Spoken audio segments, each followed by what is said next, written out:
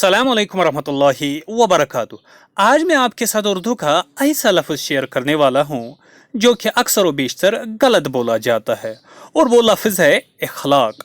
इखलाक लफ्ज़ असल में अखलाक है, जो कि खुल्क की जमा है, और अखलाक कहते हैं आदतों को, खसलतों को, तौर तरीक़ों को। यानी अखलाक का मतलब होता है आदतें, खसलतें, तौर तरीके। ये लफ्ज़ असल में अरबी के लफ्ज़ खुल्क से निकला है। खुल्क इसकी वाहिद है और ये मुज़क्कर के तौर पर इस्तेमाल होता है, और खुल्क का मतलब होता है आदत, खसलत और खो, और खलीक सिफत के तौर पर इस्तेमाल होता है, जैसे खुश अखलाक, खुश खुल्क।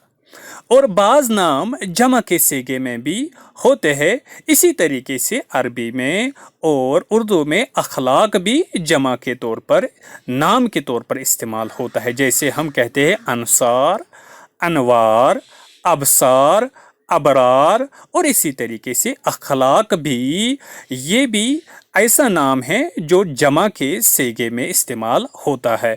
ये थी आज की गुफ्तगू। अस्सलामु अलैकुम व रहमतुल्लाहि व बरकातहू।